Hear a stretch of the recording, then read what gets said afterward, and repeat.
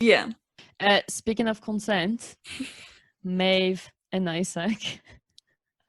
Your And the favorite sex scene in scene. the whole. I'm not going to lie. This has become like the sex scene of hell for me. Like I'm literally rewatching it. I was literally like cringing so hard, and I had to like look away from the TV, like every few seconds. I was like, no, I need to take a breather. I can't. Like it genuinely, like yeah, I found it horrible. See, for me, in real life, if I was to do that with a partner, that would be really hot for me to be like, what do you like? Is this okay? Like that is really hot. But my issue with that scene was what we've learned about Isaac is that he has listened to that voice message from Maeve and then deleted it. Like not from Maeve, but the one from Otis. Yeah, from Matisse. But Maeve knows this at that point. Yes, exactly. And then she forgives him so quickly, yet for some reason doesn't forgive Otis. And then I just at this point I don't like Isaac's character. Right. Because so is that your issue with this scene? It also makes me feel uncomfortable because unlike the sex scenes, it makes me feel like I've got a window to a really intimate moment. And there's something really different between like watching the sex scene that's really hot and then seeing that, because it's like, oh, that it kind of takes me out of it a bit. And I do think it's really great to see a different representation of sex on screen, especially with someone definitely in a wheelchair. But at the same time, it kind of again felt hammed in for diversity points.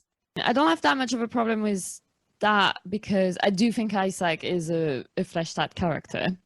And I think in season 2, especially, like I think we do get to know him, and he's not the disabled kid. Do you know what I mean? Like I think about Isaac, I don't think I do think he's got like a lot of things that we know about him. He's got a lot of different facets of his personality.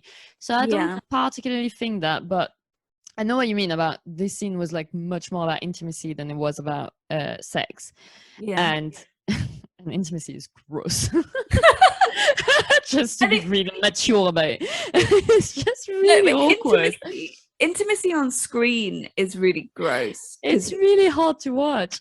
It is, because you're like, this should be a moment between two people. I shouldn't have a window into this. And I feel like there's rarely been a time when it's done well. I can't think of one off the top of my head, but I hear a lot of people being like, it's so important that this scene is shown on TV to show people had to be consensual. And that's kind of my issue with Sex Education season 3 is I feel like they've stopped being about teenagers educating other teenagers, and now it's literally like characters educating the viewers. Like I feel like the writers are trying to educate us through the characters, and I feel like that's all they're trying to do. Like storylines don't matter anymore. They just want to teach us stuff.